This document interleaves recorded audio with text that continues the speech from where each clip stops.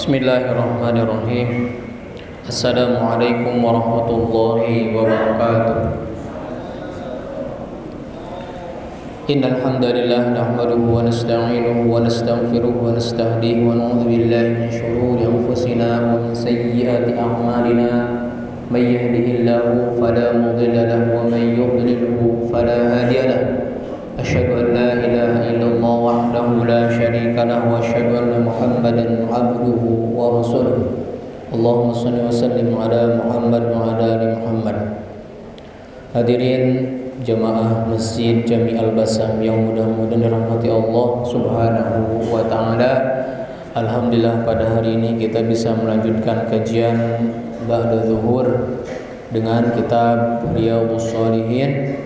Kita sudah sampai hadis yang ke-499 dengan judul keutamaan rasa lapar dan yang lainnya. Qala al-mu'allif rahimahullahu ta'ala wa nafa'ana bi ulumihi amin ya Allah ya rabbal alamin. Wa an Sa'd bin Abi Waqqas radhiyallahu anhu qala inni la'awwal arabi rama bisahmin fi sabilillah walaqad kunna naqzu ma'a Rasulillah sallallahu alaihi wasallam ma lana ta'amun illa waraqatul hublah wa hadha as-samur hatta in kana ahaduna la yad'u kama tad'u syatu ma lahu khaltun. Ini salah satu gambaran. Hadis ini menggambarkan bagaimana makanannya Rasulullah Sallallahu Alaihi Wasallam ketika berperang, ya, dengan para sahabatnya, ya, makanan Rasulullah SAW dan para sahabatnya ketika mereka berperang. Ya. Kata Sa'd bin Waqqas radhiyallahu anhu, inni la'awwal Arab. Sesungguhnya aku ini adalah pertama kali, aku ini adalah orang pertama kali dari bangsa Arab yang melempar anak panah di jalan Allah Subhanahu wa taala. Walaqad kunna nagzu ma Rasulullah sallallahu alaihi wasallam. Dan kami dulu pernah perang bersama Rasulullah sallallahu alaihi wasallam. Ya. Jadi Sa'd bin Waqqas ini merupakan orang yang pertama kali jihad di jalan Allah dengan menggunakan anak panah. Ya. Jadi Sa'd bin Abi Waqqas ini memiliki kelebihan, yaitu apa? Itu romyu saham, memanahkan atau melemparkan anak panah tepat sasaran di jalan Allah Subhanahu wa taala. Bukan tidak ada yang lain, ya, bukan tidak ada yang lain. Ada, mereka bisa, ya. Dan Abi Waqqas ini, Sa'd bin Waqqas ini adalah orang yang pertama dengan perang di jalan Allah dengan memakai panah. Adapun yang lain orang kafir, ya, ada juga yang ahli dalam memanah, akan tetapi masih dalam keadaan kafir pada waktu itu. Dulu kami berperang bersama Rasulullah SAW dan kami tidak memiliki makanan, tidak mempunyai makanan. Padahal yang namanya perang itu membutuhkan kekuatan, ya, fokus, membutuhkan energi untuk melawan kaum kafirin, ya. Akan tapi seadanya, tidak ada daging yang bisa dimakan, ya. Tidak ada gandum yang bisa dimasak, tidak ada roti yang bisa dikunyah. Yang ada hanya illa warqul hublah, kecuali daun hublah. Daun hublah ini menurut keterangan adalah syajaru syajaru sahrawi gitu ya. Warok ini adalah daun hublah, ini adanya di mana? Di padang pasir. Jadi di kita seperti tidak ada ya. Tidak ada. Dicari pun susah. Ya. Ini merupakan makanan atau dedaunan yang bisa dimakan orang-orang Badiah, orang-orang Baduy, orang-orang pesisiran Arab. Namanya apa? Warokul hublah. Wahada samur, sama juga ya. Pohon samur ini biasa dimakan ketika mereka lapar, tidak ada kurma, tidak ada daging, maka mereka memakan daun-daun hublah dan daun samur gitu ya. Mungkin di kita tidak ada ya. Nah, kalau di Sunda apa biasanya daun yang bisa dimakan?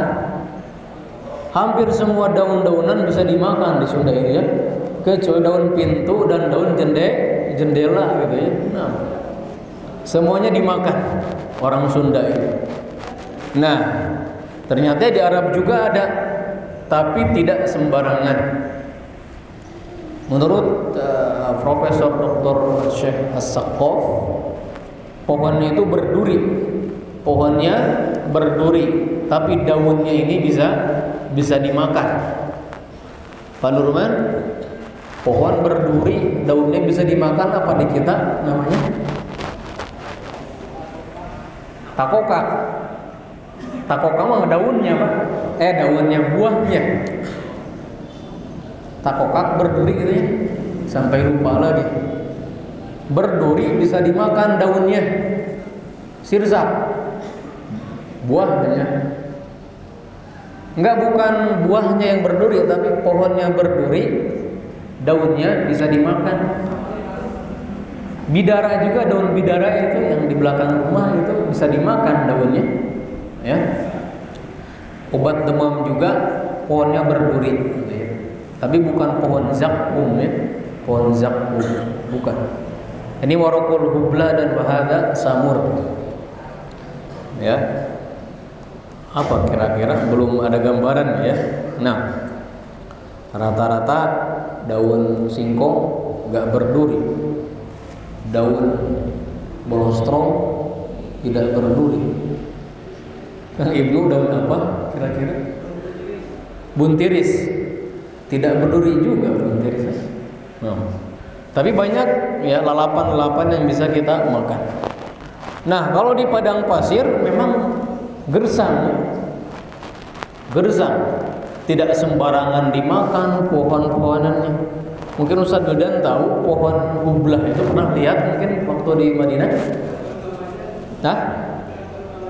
Gak tahu namanya ya. Hatta in kana haduna la yadau kama tadau syah. Sehingga kata beliau, kata Sa'ad bin Abi Waqqas, ketika kami BAB buang air besar, layadho itu wadoa itu kinayah daripada buang air besar. Sehingga kata beliau, tatkala kami buang air besar itu seperti buang air besarnya domba. Airnya apa? Artinya apa? Bergelinjil gitu, bergelinjil. Tidak bercampur, malahu khaltun. Tidak seperti biasanya panjang-panjang kuning. Kalau ini apa? Bulat-bulat. Kata beliau hatta tudausyah. Saking banyaknya apa? Daun-daunan yang dimakan. Ini merupakan gambaran bagaimana susahnya Rasulullah SAW dan para sahabat pada saat itu. Tentunya ini adalah peperangan ketika awal Islam. Ya, ketika para sahabat dan Rasulullah SAW kekurangan, maka ada dari mereka yang hanya memakan daun-daun saja.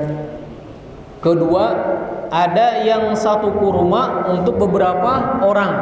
Satu kurma diambil, dibagikan. Kemudian diemut, bukan dikunyah ya.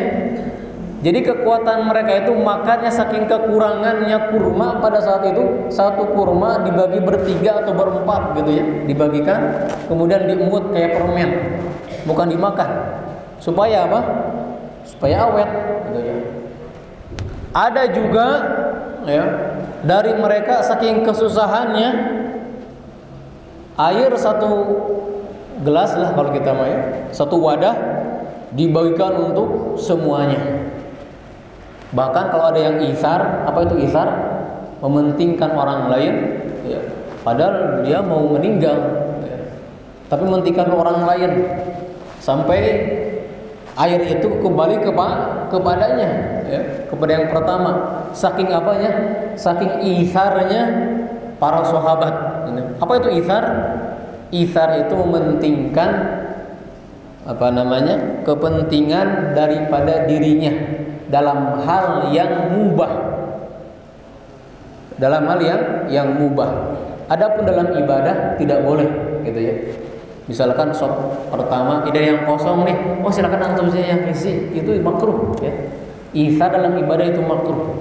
Antum saja silakan sop pertama, ana di belakang saja.